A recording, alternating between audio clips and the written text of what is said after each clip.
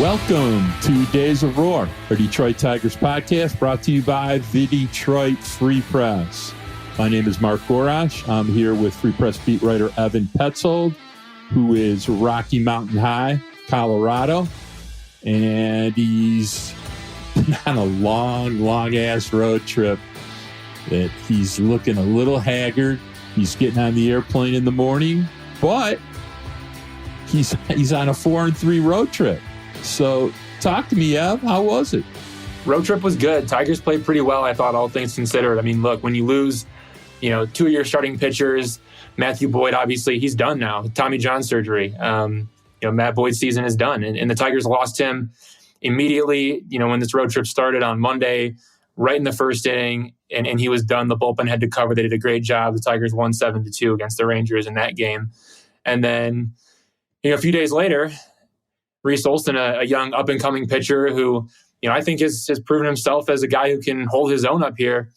He takes a comebacker off the knee area, and it was a knee contusion. He'll be fine. He'll make his next start. They might push him back a day just to give him a little bit of rest, just generally, right? Because he's a young guy and he's a young arm, and you want to be careful. But still, he was knocked out in the second inning, and then the Tigers bullpen had to cover there. And then there was a bullpen game on Saturday against the Colorado Rockies. The Tigers, they won that game there. So the Tigers won 3 straight games where it was kind of bullpen only for the most part. And then obviously they had a huge game on Sunday where the ball was really flying. It was, Coors Field at its best.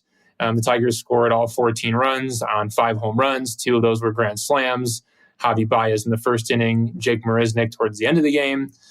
But yeah, all in all, look, Mark, when we talked last week, we said, you got to take 1 from the Texas Rangers. You have to take 1. They took 2. And they won 2 of 3 against the Rockies. A 4-3 week that's pretty damn good when you think about the fact that they had to play the Texas Rangers for 4 games, isn't it? Yep, it's pretty good. They kind of caught the Rangers at a time when they were not playing full-out Rangers baseball. They got their ass beat twice, but they somehow managed to eke out 2 games from Texas where it was not pretty. I saw a stat where the Tigers are 6-0 in bullpen games with like a 2.15 ERA. So maybe we're doing it wrong. Maybe paying $18.5 million for 2 starting pitchers was a terrible idea, and we should have paid $18 million for a bunch of relievers. So I do wonder if that's like a strategy that could actually work, like big picture, right? I mean, obviously you're putting you're taxing the bullpen to the max, which is like unfair to those guys. But what if you built your team around that? What if you built your team to get guys that could go, 3 innings and they could push 4 innings, and that was just like your entire pitching staff? Would that be possible? Would that work? Is that even a thing? Like, it's worked for the Tigers, and I think there is some advantage to it because you can catch a hitter the first time through the order. Like, say that you got Chris Bryant, right, from the Rockies. Chris Bryant, as much as he's had trouble staying healthy and as much as he's had some down years, Chris Bryant's a good player. And if you can give him looks different times every time he steps to the plate, is that not advantage Detroit Tigers for doing that? I mean, the same thing could be true for DeMarcus Semien, Corey Seager back-to-back in the Rangers lineup. If you can give them a different look every time through every single game, isn't that benefit Detroit Tigers? I would think so. But I don't know if it's possible to do without like overtaxing the bullpen and kind of screwing yourself over. Like, I don't know if it's even possible. But I do think it's a fascinating strategy, and the Tigers have taken advantage of it. So, hat tip to AJ Hinch, and also too, like, to the organization for getting guys that are going to be able to go multiple innings. That was something that they prioritized, and it's worked. Let's just say that we talked a little bit about this today, you and I, and you did Players of the Month, and Tyler Alexander, holy smokes, the greatest month he's ever had as a Tiger. 17 innings, 2 earned runs, 8 appearances. What a lifesaver of dominance he was in the month of May, and the funny thing is, though, Mark, I voted for Jose Cisnero, which tells you something about how good that bullpen has been. Yeah, who gave up 0 runs in the month of May. I mean, the month of June. So, do I think that it's a viable strategy for a season? Absolutely not. Not unless you had 25 pitchers. So, and my answer to that is Tampa, I think, gave a lot of thought to considering doing that at one point in this last decade. And if they haven't done it, nobody's going to do it. So good point. I just don't think it is feasible as much as the strategy behind it is outstanding. I just don't think it's physically doable. That's my answer. So, good week, 4-3 week. Showed you a little something. The DM I got from Evan Petzold today was, I know the defense sucked, but I don't care. This was a lot of fun today. So it was a fun game. I mean, look, this is a team that, you want to see them hit homers and put the ball out of the park. You want to see Javi Baez, get into the action a little bit. They hit more home runs, in Sunday's game than they have in any game all season. They've had one game with 4, and then they've had a handful of games with 3. But other than that, it's been a bunch of games with 2, and then obviously, just games with 1 homer or nothing. So the power has shown up more, I feel like, as of lately, and that's a good sign. And, it's a good place to build your confidence, right, in Coors Field. Yeah. Weird, the last month, no Riley Green. One of their best home run hitters, Eric Haas, no home runs. And meanwhile, they've been hitting dongs, with increasing frequency the last 45 days. So, Tork's hit quite a few home runs. He hasn't hit much of anything else, but he's hit quite a few homers. And if you're going to have him adopt a hitting style, I'm probably okay with this particular hitting style. Home run Torque is fine with me. I think we've maligned him, but we've also said Torque needs to hit the ball in the air. And damn, when he hits the ball in the air and pulls it, what's been happening? Good things. Yeah, he's trotting quite a few times lately. So, that's a good thing. And, other people have contributed around that. Another player that has just been phenomenal is Jakey Rogers, and we'll get to that when we kind of recap the month. So I'll tell you what. So we did the week in review. Let's jump immediately into the big 2. First question of the big 2. Last month, 9-17 record in the month of June. Lost your best pitcher, lost your best hitter. Yet, a pretty horrible month at 9-17. Started out 0-9, so really 9-8 the last 17 games. So my question to you is, as mean as I am, was it a great job of surviving or a bad job of planning? I think it was a great job of surviving. I think when you consider what this division is and you consider the players that the Tigers lost, I think they did a good job of surviving. Look, they lost 9 games in a row. This team is not a good team. Okay, this team has the potential to win the division, but that doesn't mean that this team is a good team. And bad teams go through bad stretches. That's just how it is. It would be the case if the Tigers had Riley Green, or if they didn't, they might not have lost 9 in a row, but you're going to go through rough patches where you lose, a handful of games in a row. Now, this happened after a gut punch, and I think that really brought down the team morale, and the offense there was nothing for such a long time to start the month. But then after that, and I'm counting today as well, the Tigers are 11-9. They're 11-9 since the 9-game losing streak ended. So I think that's a really good job of surviving for that reason in and of itself. Much more like the 16-11 when they had everybody, right? For sure. And you're confident too, because you survived through this. Eduardo Rodriguez is going to be back. He'll pitch Wednesday. Tarek Skubal, who the Tigers haven't seen since August 2022, is going to pitch on Tuesday. So you got an off day Monday. You got Tarek Skubal going Tuesday, Eduardo Rodriguez going Wednesday. Akil Baddoo is coming back soon. Riley Green is on his way back. He should be making a rehab start probably on Monday, it sounds like. So you have your guys coming back. You got Bo Brisky in waiting in Toledo. You have Alex Faedo ready to go in Toledo. Joey Wentz has been demoted to Toledo. So now you kind of reestablish the pitching depth that you thought you had when the season starts, where you have Joey Wentz and Alex Faedo in Toledo. Reese Olson sounds like he's going to stick with the big league club, but he's pitched his ass off and deserves it. The point is they have survived this, and now they are getting back Eduardo Rodriguez, Tarek Skubal, and Riley Green. Those are the best 3 players in the organization, hands down, aside from Cole Keith. So I think the answer to the question, in fairness from both of us, is great job surviving.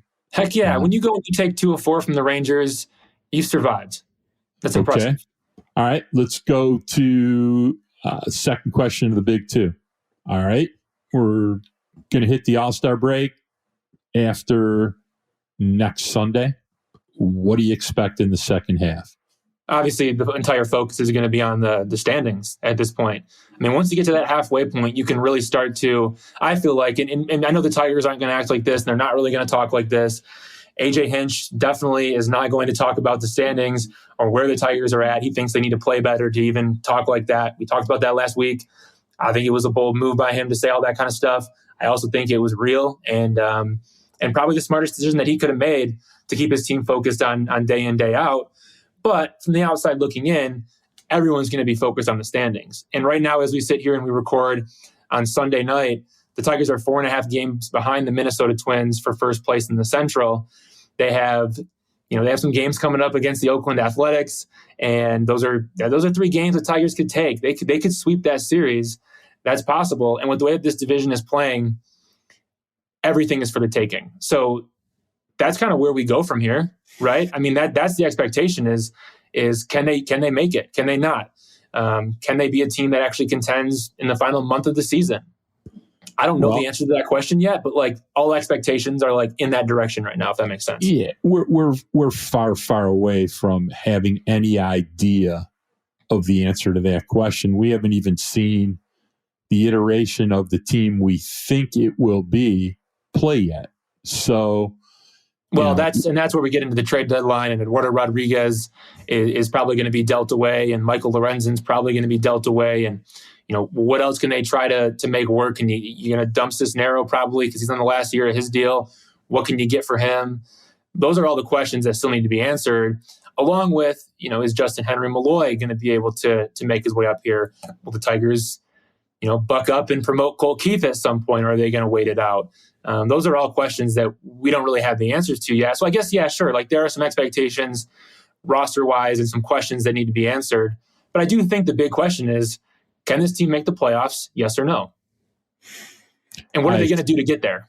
I think they have a chance based upon their ability.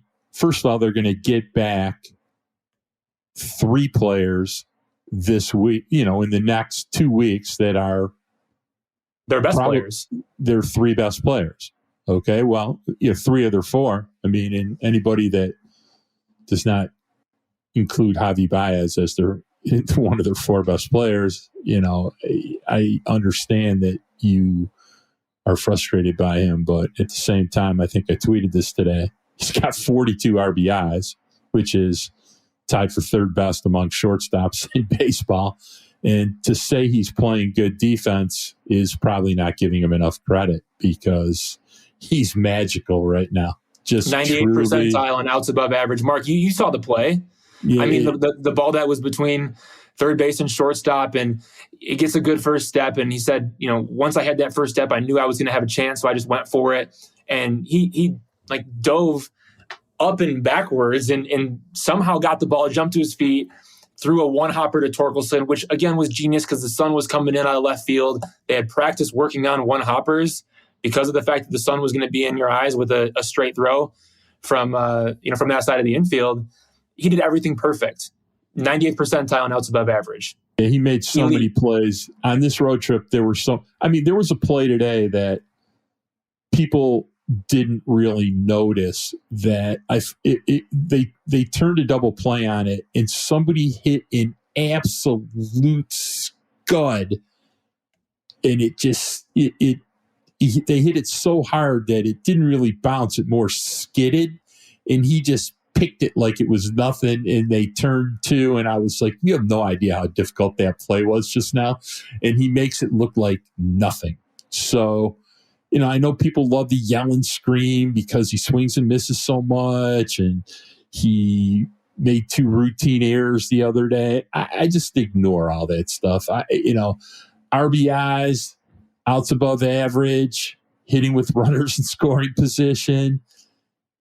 He's. Well, I will give you this, Mark. He is dead last among qualified players in WRC plus. I know we both value WRC plus. We do, and it's. So I want to be fair in that way as well. No escaping that.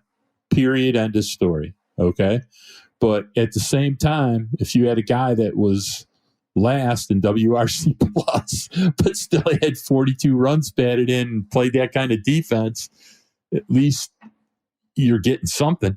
Yep. So it's better than when Jonathan. It's better than like last year when Jonathan Scope was at the very bottom of that list and he was giving you absolutely nothing. He was giving you defense, but he was giving you nothing. Sure. So defense without the ship, yeah. Right. So I think the second half is going to be very interesting. If Colt Keith, has another 2 weeks of just eviscerating baseballs, at some point in time, AJ's going to give Scott Harris the look like, dude, I mean, at some point in time, we got to put this guy in a league where it actually challenges him. The time has come to find out what we have. It's not that promotion happened on Monday, Mark. We didn't even get to talk about it yet. We haven't even introduced this to our listeners. I mean, we've been pressing for it for forever.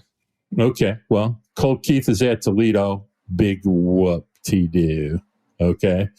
I mean, they kept him at Erie to, guarantee a playoff spot for Erie in a playoff that Colt Keith will never play in.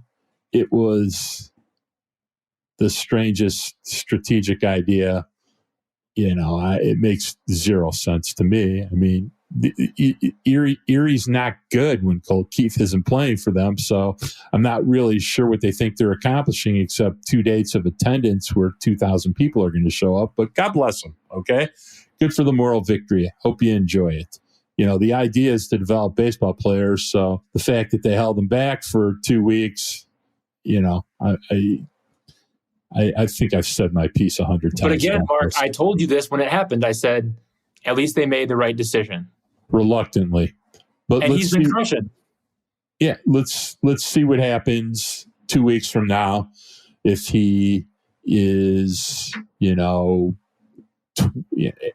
for the next 40 after already doing what he's done. So I think he's 7 for 16 so far, or something along those lines. So if he's another 18 for 40 or 15 for 45, let's see where we're at. And then they're going to have to make a decision, if he can help the big club, and we'll see what they do about that. They obviously, if Meadows continues to hit the ball, he had 333 in the month of June. They're going to have to decide about that also, depending on how Baddoo plays when he comes back. But I'm sure in their mind, I'm sure Ibanez and McKinstry are going to play a lot more infield here starting, within the next week. You're going to see them less in the outfield and more in the infield. So they'll probably tell themselves that they don't really need Colt Keith, but I still remember the quote that, they're going to prioritize getting at bats to younger players, and I'm still waiting for the younger players to get at bats. I'll be interested to see if they wait until Colt Keith gets to a point where he's going to be able to maintain his rookie status into next season. Maybe they call him up at that point this year to give him a taste, knowing that he's going to be able to maintain the rookie status. And if he's rookie of the year, Tigers get some draft picks for that. So maybe that could be a strategy behind the scenes. No one's ever going to talk about it, of course, but that would be a fascinating way to handle that situation if you still wanted to give him a taste this year. But then also find a way to maybe be rewarded for a player that might have a chance to win American League Rookie of the Year. As crazy as that sounds to say at this point, he's done nothing to prove otherwise. Hopefully, instead, they're in a division race and they don't care about something like that, and they care about doing something they haven't cared about in 7 years, which is winning baseball games. So I'm hoping that's part of the equation, and we start seeing some younger guys, and we stop seeing 4A players that are plugging gaps, trying to get them to the next place. That's my nice way of saying it. Okay. So, since we're coming up on the All-Star break, I thought it was time that we took 5 minutes and reviewed and had a segment called Who is Mark Wrong About? And is he too mean and cynical? So I wanted to go over, they brought in quite a few players. Some I liked, some I didn't. And I need to apologize for being wrong about some of these players. So, yeah, you do. And I think the fans at Days of Roar will probably like the fact that I'm coming clean and telling you I missed on some players. So I think the first and foremost apology would be Jordan McKinstry. Would you not think that he should top the list or not? Very top of the list. So for me too. Look, we already did this. We already apologized to him on the podcast. That's already happened. I mean, we both dragged him, and I didn't think he was going to do what he did in May. You didn't think he was going to do what he did in May, and he went off. And he was terrible in June, but he has started to recover. Had a huge swing yesterday and monster home run. Right. I think the second player that I'll have to admit being not wrong, but disappointed that he failed to the extent that he did, because I thought he had some possibilities, is I thought we'd see a little something out of Nick Maton, and to be honest with you, that just got off the rails like a bad trip to Vegas and you didn't know somebody couldn't handle the lifestyle. It was ugly, and I gotta come clean on that. I mean, so well, you were pretty high on him in spring training, right? I mean, but again, not to put that all on you. I think everybody that was on social media, I think all the fans, they were eating up in Nick Maton, and they were loving Wolfie in spring training when he was hitting those home runs. And I think you were on that ship too. Even though we had pointed out some things that were, flaws, he just got overexposed. Yep. I have to take the L on Nick Maton. The other place I would have to take the L, somebody you like more than I have, and I kind of still don't like him, but he still keeps being productive. Now, I'm not a huge Matt Vierling guy, and Matt Vierling has been extremely productive for the Detroit Tigers, especially the last month, and has a lot of fans, and quite a few people voting for him from the All-Star game from Oakland. But, he's done a solid job. He's got like a 770 OPS. He's hitting 270 plus, hit a few dongs. He's been more than a primary contributor. So I'm still not a fan. 112 WRC plus. Yep. 0.5 WAR. He's been pretty good.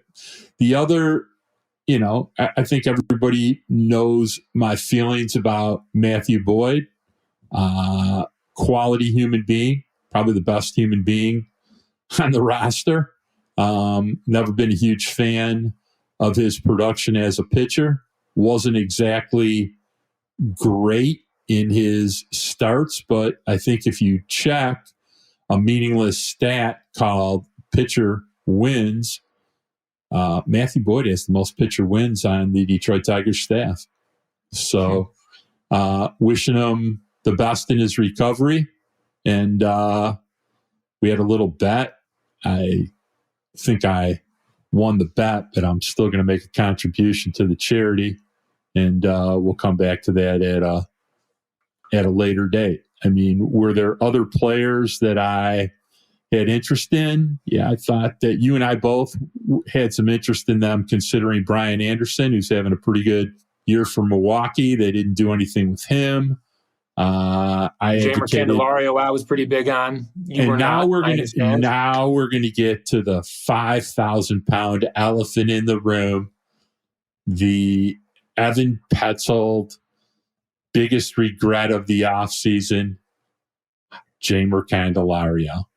Did Jamer Candelario? I like him. No, did Jamer Candelario make the All-Star team today? I did not see. I am not sure. I don't think he did. But I don't think so. No, I think Josiah Gray did from the Nationals. But he did not. But Jamer sure as hell deserved it. Oh, yeah. I mean, the guy hit his 11th home run Sunday. Look, the WAR is off the charts. He's like a 2.5 WAR player. He is the best third baseman in the National League, according to WAR. His defense suddenly is amazing. He's hitting home runs. He's back to hitting doubles at the top of leaderboards. I mean, walking. Look, the guy, Mark, he came into today's game with 10 homers and 26 doubles and a nice walk rate for himself. And then he goes and hits his 11th home run today. And he's a switch hitter. Would you not love that on the Tigers? Even if you got Nick Maton, even if you made Nick Maton your starter in opening day, would you have loved not to just bring Jeimer Candelario back, pay him $6 million, sit him on the bench to start the year, and get him his at-bats here and there? And then right now, he would be there every day, third base. But now I know it would be different because he's getting way more playing time in Washington than he would be in Detroit, just considering the way that things turned out. Scott Harris went out and got Nick Maton. Nick Maton was always going to be kind of the regular at third base until, he needed a demotion or until, he stuck and ran with it for the rest of his career, right? Like that was always the plan. So I kind of understand, like, maybe it wouldn't have worked out the same way just because Jeimer would have been coming off the bench as opposed to starting every day. But this is just proof that this is still a good bat. And this is still a good player. And I don't think we should sleep on the fact that although he had a terrible 2022, when you combine what he did in 2020, 2022, 2021, 2022, and 2023, that's 4 seasons, 112 OPS plus. Hats off to the guy. This was that's my rank. Yeah, it's justified. I don't think anybody should be that mad that they let him go based upon his minus 0.4 WAR of 2022. But look, it's kind of like this. You're in a bad relationship. You've been married for a while. All the worst part of you comes out. You're not showering a lot. You're not trying. You hate your relationship with your spouse. You're sitting in PJs all weekend and you're mean and you don't want to do anything. And suddenly you break up, you move to a new place, you're neater, you get a haircut, you lose 25 pounds, you find somebody new and they bring out all the good things in you. You just needed a change of scenery and someone to be supportive and make you remember the good things that you could do. And that's kind of what's happened to Jeimer Candelario in Washington. So, well, wouldn't you feel a lot better, Mark, if the Tigers brought back Jeimer Candelario and they brought back Andrew Chafin? Like, would you feel a lot better about them going into the deadline? I mean, you have to spend a little bit, obviously, to get those players, and you have to also hope that they're able to stay healthy and that they're able to produce. But if the Tigers had Candelario and Chafin as trade deadline chips on top of Eduardo Rodriguez, yeah, nice. I'm going to answer that, but we got to take a break. We'll be right back.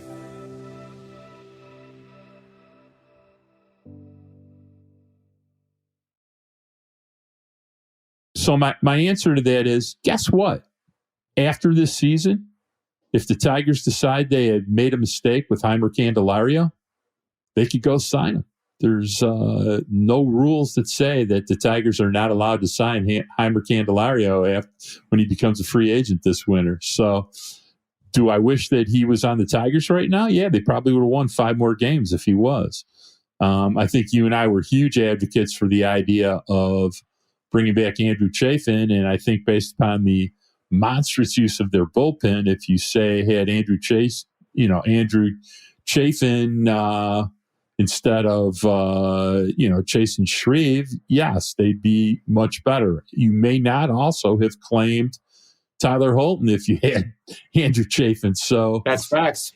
Things happen for a reason. Weird things happen. You may not have claimed Zach McKinstry if you had Jeimer Candelario. So true that.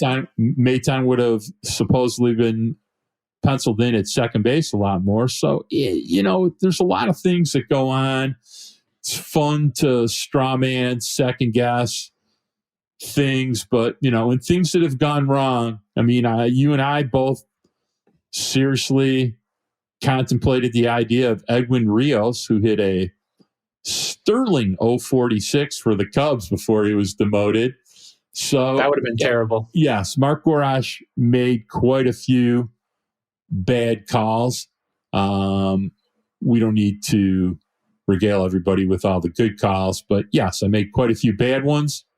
But you're not paid to make the right calls. That's the thing. I mean, and to those that have loved to take pot shots at me, my answer is bring it on, dude. I'm like a good goalie. I'm like an all-star goalie. You may score 5 on me on Friday night, but I'll be back in there Sunday, and I might shut your ass out. So bring it on. I can't believe you just said that. Let's see what you got. I'm not too soft, and I'm not too cuddly. And you can own it, and I appreciate that. I think that's a good thing. I mean, you came on here and you talked about who you were wrong on, and mentioned Edwin Rios. I thought that'd be a good idea as well. Yeah. I mean, you almost kind of talked me into it in a way, and I was all for it. And thankfully, that did not happen. So we can own it. And I will tell you, because you have seen the videos, when it comes to being soft and cuddly, I am soft and cuddly when it comes to Braden Michael Gorash, 2-year-old grandson. So. He does have a soft spot in that heart, people. I do have a soft spot for being a daddy and an uncle and a grandfather, all of the above, but you'll ruin my rep if we do it. All right, so let's move on to the next thing. We have a starting rotation. So let's quickly regale everybody. Coming up, we have a starting rotation. Let's talk about it for a second. Tuesday, we have Tarek Skubal starting. It would not shock me if at the last minute they decided to consider doing a Skubal-Olsen piggyback for the first time, because I just don't see Tarek Skubal throwing more than 4 innings on Tuesday night. What do you think?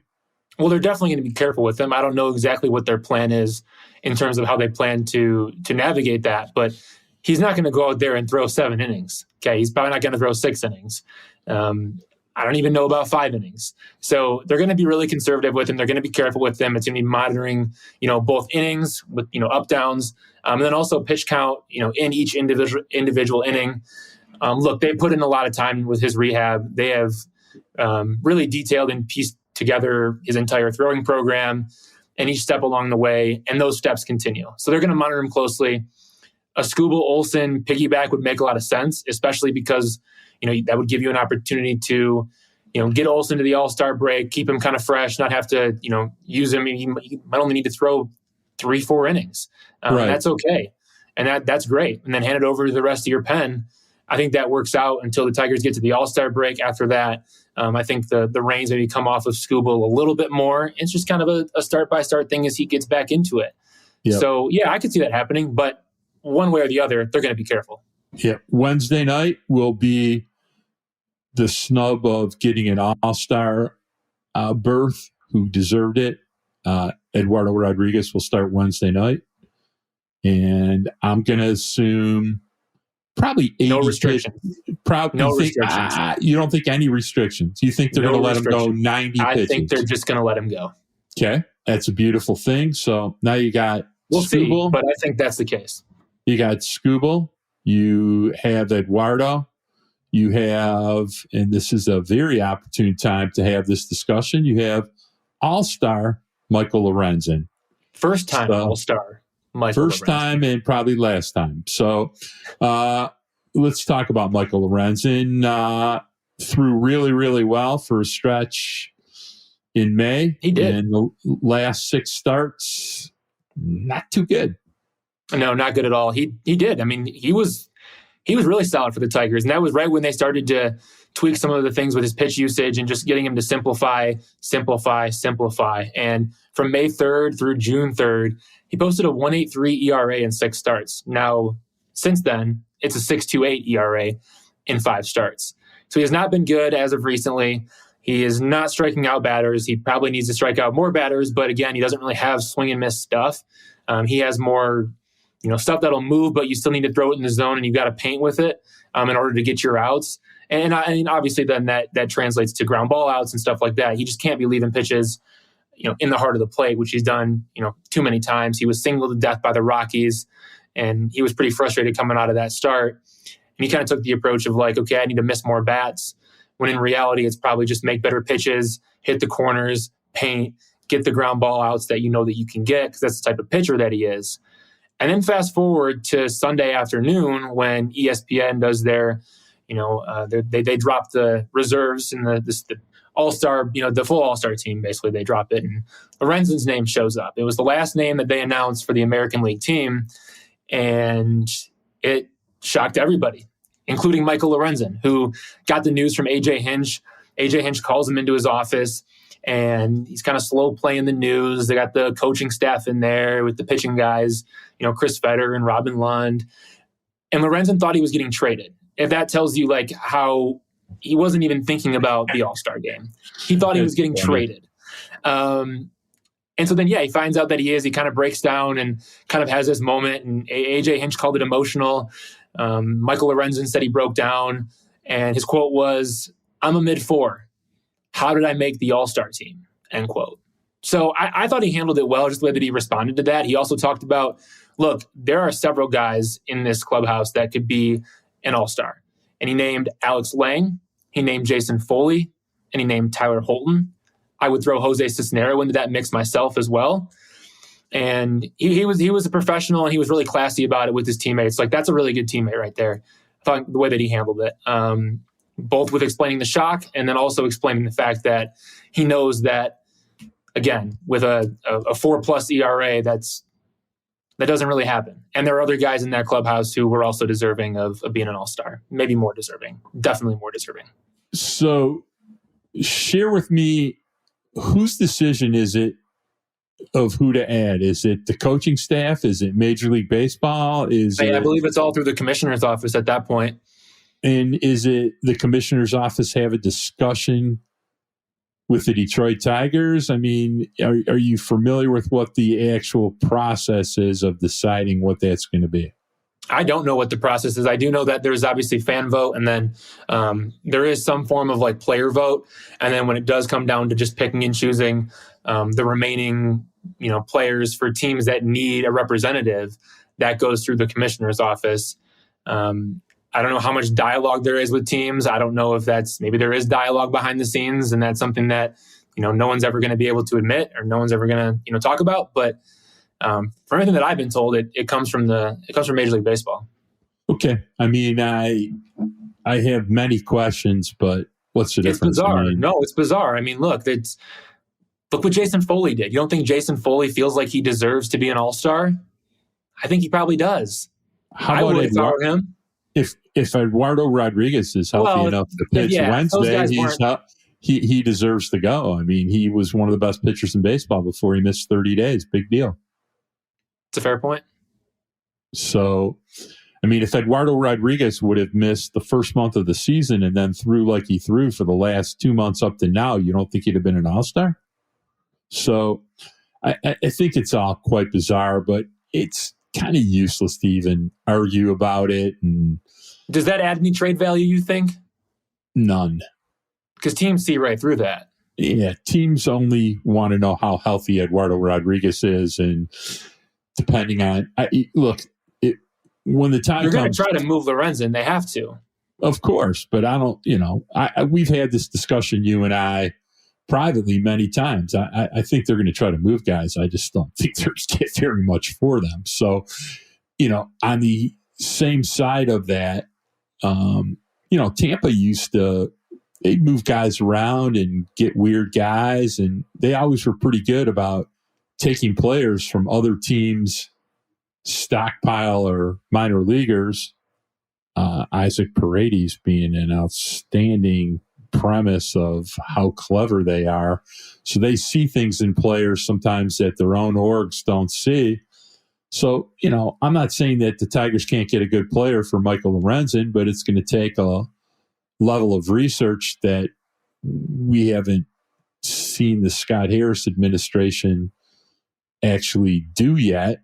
But to be fair, he hasn't really had the opportunity to do that. We have never seen him work a trade deadline. What I was going to say is I'm not knocking him for not having done it. He just hasn't had a chance to do it. So, the idea that, look, the biggest benefit to dealing Michael Lorenzen to the Detroit Tigers right now is that they're going to get out from under an $8 million salary for a starting pitcher they can easily replace the production from. So if they get a player that's useful, beautiful. That'll be a bonus to them. But Eduardo Rodriguez, they better think long and hard about what they're doing. And if they don't really get good offers, I would immediately start having discussions with Eduardo Rodriguez about what it would take to keep him here. He seems to like it here, and they're a much better team when he is here. So if they're not getting good response about value in trade discussions, they need to figure out how to navigate that and, reworking his contract to make him want to stay. What's your thoughts about that? It'll be interesting to see. I think you have to deal him and have to get what you can get at this point. That's my take on it. I think look, I mean, there are other ways to get starting pitching. I think there are other really good pitchers out there. I also think that Eduardo Rodriguez, despite coming off the injury, is probably at peak value, considering where he's been in the past. When you look at the fact that in 2021, he had a 4.74 ERA with the Boston Red Sox a year after not pitching. He didn't pitch at all in 2020, and then had a 4.74 ERA, and the Tigers signed him into a 5-year, $77 million deal. And he got really hot for 11 games and was really good for the Tigers.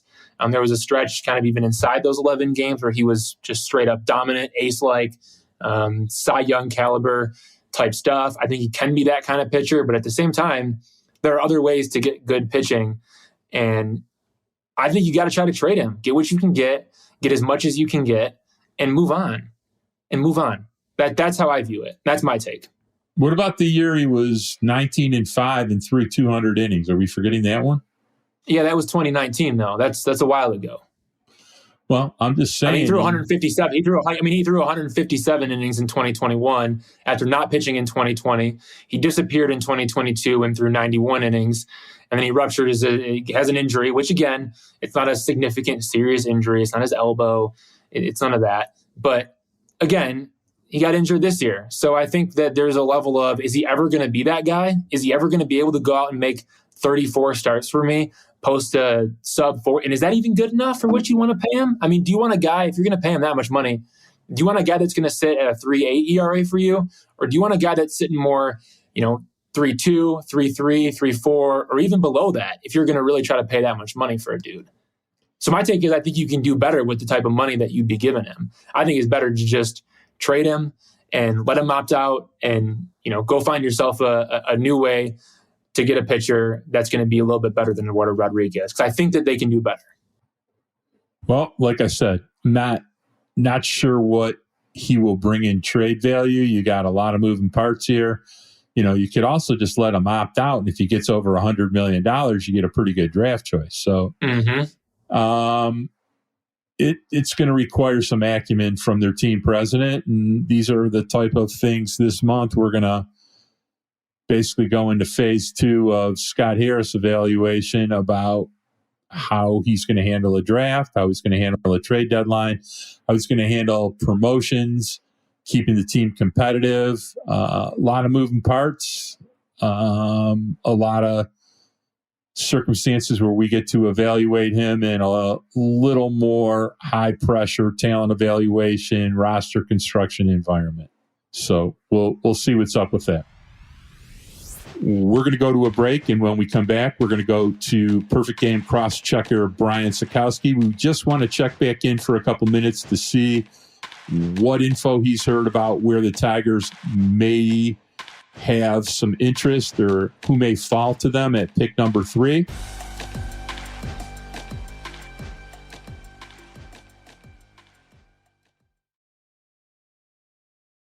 We're here with Brian Sakowski, National Crosschecker for Perfect Game.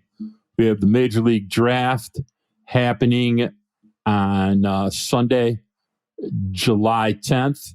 And we thought we'd touch base again with Brian and just kind of see where things stand. Things always, shuffle around. There's politics, there's secret deals, there's all kinds of things happen. There's late risers. And since the Tigers going to be drafting at 3, was a good, College World Series is over. Got a chance to see everybody. Thought it was a good time to touch base again and see what's going on. So, Bri, I think the top 3 in this draft are pretty clear. Why don't we review them? But what order are they going to be selected? What are you hearing? So I'm working on a mock draft right now as we record this on Sunday night. We'll be out Monday the 3rd for whenever your listeners are going to hear this. But I'm under the impression that Max Clark is going to go 1. I've been told that repeatedly in the last couple of weeks. There's enough smoke to where I believe there's fire.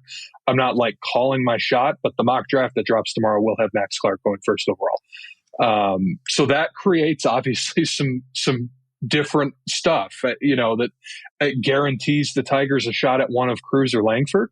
And my information says that Skeens is going to go 2 anyways. So I think that there's a decent chance they're going to have their choice of Dylan Cruz and Wyatt Langford, which I can't imagine there being a better break for what they'd want this year and what Scott Harris seems to want and so on and so forth. And like that, those are the top 2 guys in the class for us, are Cruz and Langford.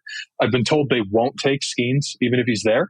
They're not going to take a pitcher from my understanding. So I would imagine right now, man, like 90% it's one of Cruz or Langford would be my guess right now. So that's mind blowing. It's not Kyle Teal. No, I've heard that Clark is going to cut a little bit of a deal. It's not going to be overwhelming, but he's the only one of that top tier who's willing to do it. So they're going to take him at 1. The Nats are all locked in on Skeens. Regardless of what happens, Cruz may make them think twice, but it's my understanding that it'll be Skeens. And then if they want him, Dylan Cruz may be right there at 3.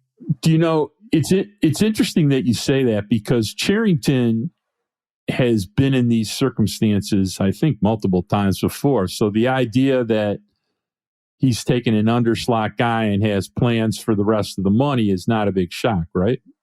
No, they just did it with Henry Davis. That wasn't the exact same circumstance as it is right now, where like that was more of a, we don't have a top guy necessarily, so let's just call them all and see who will take the deal, as opposed to this year where there kind of seems to be a pretty consensus top guy in Dylan Cruz. But that's just the way the winds are blowing right now, is he wants to save a little bit.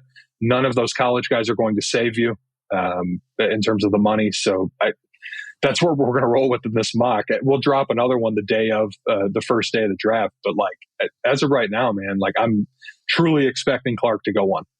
So talk to me, Brian. Who's the pick for the Tigers then? I mean, is it Cruz all day? Is it slam dunk at that point? Yeah, I mean, from my perspective, yeah. I'm not in the Tigers draft room, but like I would imagine, I think their board is Cruz 1, Langford 2, So if you're sticking with that, then, and I think that you may have to go over slot to pay Dylan Cruz a 3. I think that's a possibility, but they have the money to do that. They have these extra picks. They're the second biggest bonus pool or whatever it ends up being. There was a tweet. I wish I could remember who sent it, but there was a tweet the other day that was put out that was like, I think it was the Matt Collier, the guy who created Fabio, the metric, but the Tigers and Pirates line up very, very well in terms of like being able to do the exact same thing if they want to this year in terms of their money and their picks. The Pirates obviously with the advantage because they will have the first pick and the right of first refusal for whoever they want. But like they line up well to be able to be creative. And if that means over slot at 3 for the best player in the class, I think that might be what we're looking at. So let's say Dylan Cruz is the pick. What does he bring to the Tigers, right? Like, what is he going to bring? What are the attributes right now? How quickly could he get there? What type of an impact player are the Tigers going to be getting if they make that pick? I think he's the best player in the country. I think he's the best hitter in the country. I think that he provides value in every way. I think that he's kind of your ideal leadoff hitter in today's Major League Baseball. Like, this is a guy who can hit 20, 25, 30 bombs while hitting all the time and getting on base and adding value on the base paths. I think that there's a chance he's a left fielder long term, but I think he's good enough in center field right now to put him there. Double A this year, big leagues next year, and all-star in 25. That's what I see Dylan Cruz. I think he's as close to a plug-and-play bat as you can get, and if the Tigers get him at 3, all of Detroit should be stoked, is where I'm at with it. That sounds pretty dangerous. I mean, look, when you think about it, right, Mark? I mean, Mark, you can chime in on this too, and we want to ask about some later picks, Brian, but I mean, man, you got Dylan Cruz, Riley Green, Colt Keith, Spencer Torkelson. That ain't bad.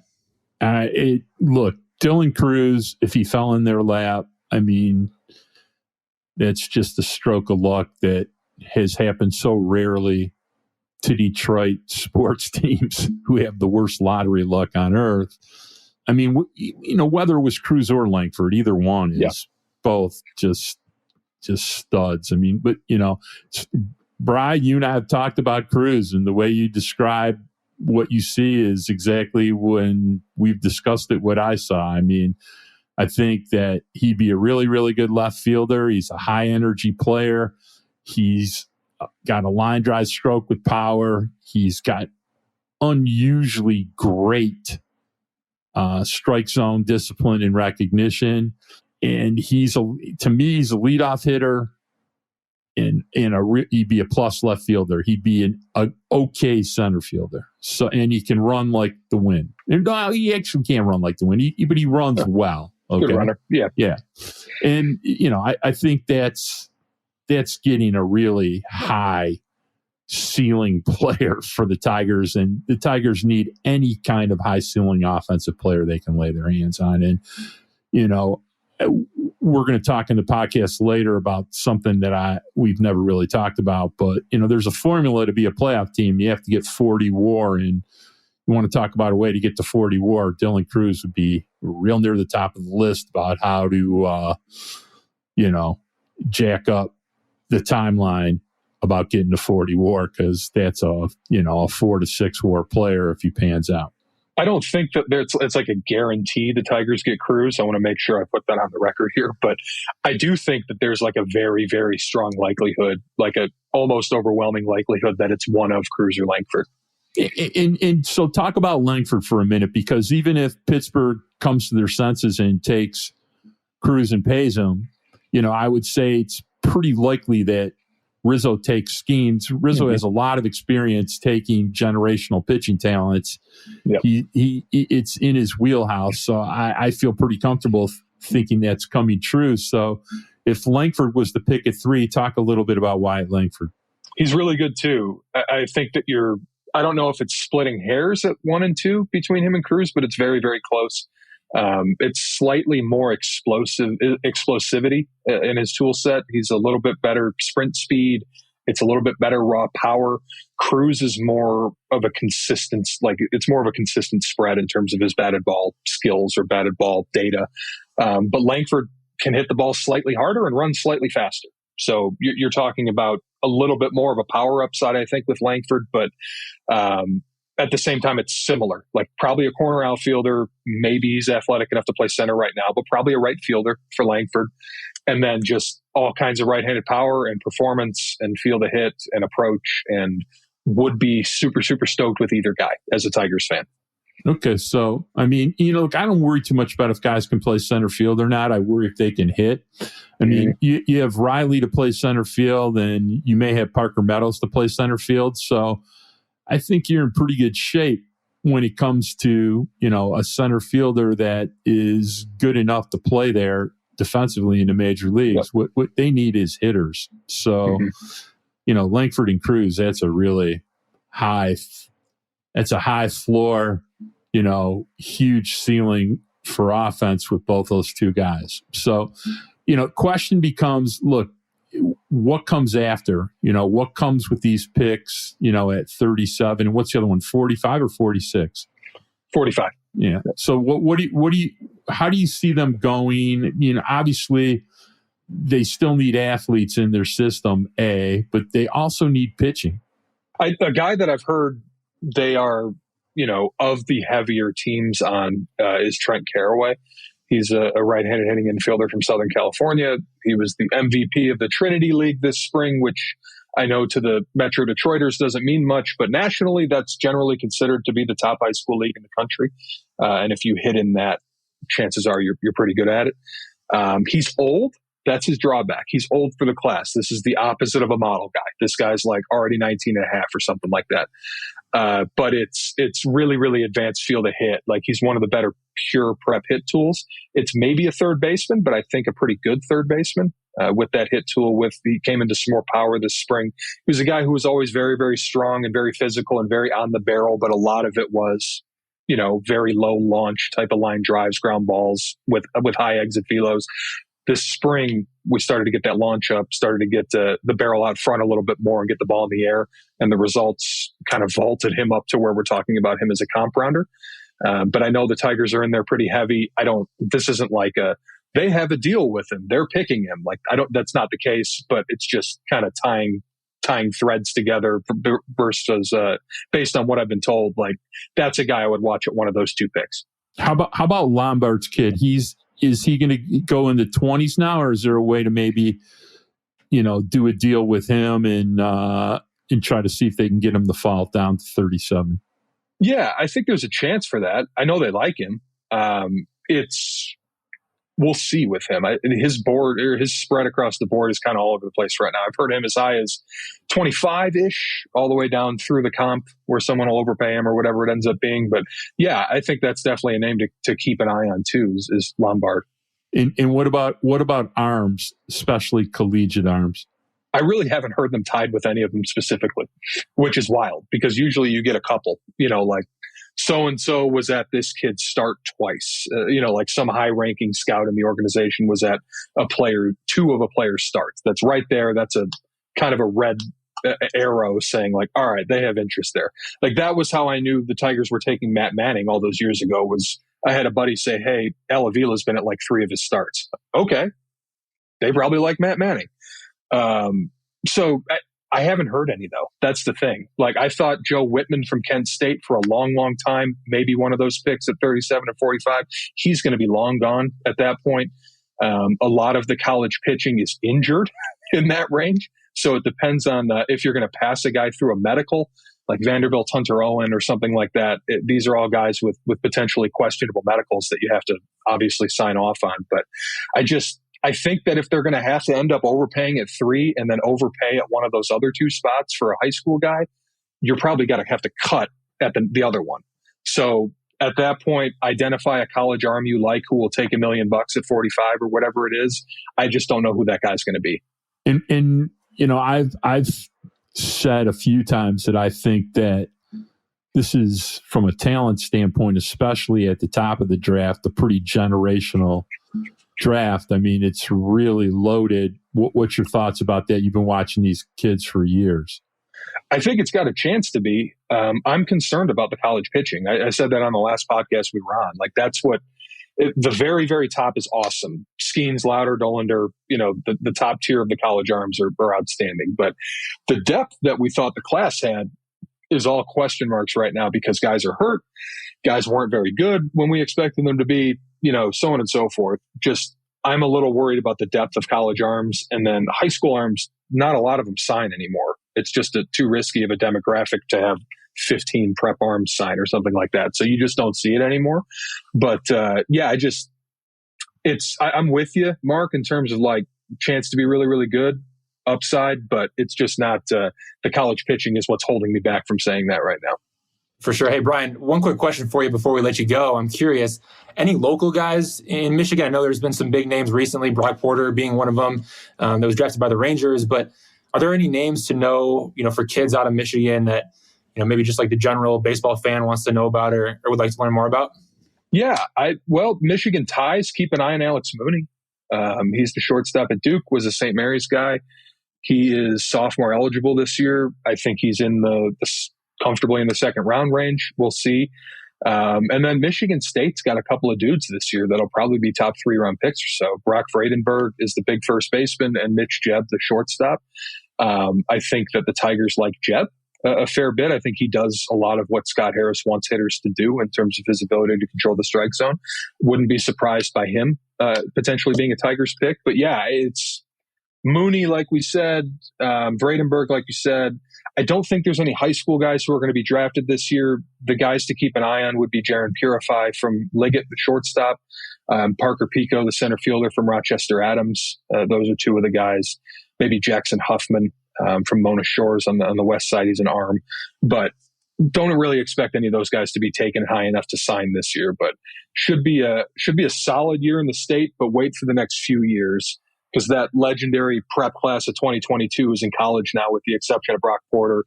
The 2023 prep class has like 70 D1 guys in it out of the state.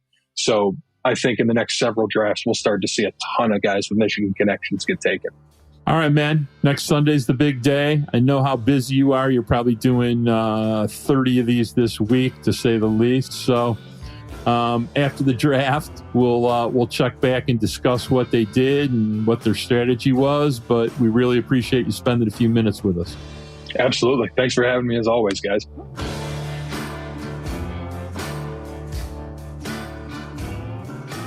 All right. So what did you think about what Brian had to say in his premise that Clark's going to go first and Dylan Cruz is going to fall to the Tigers?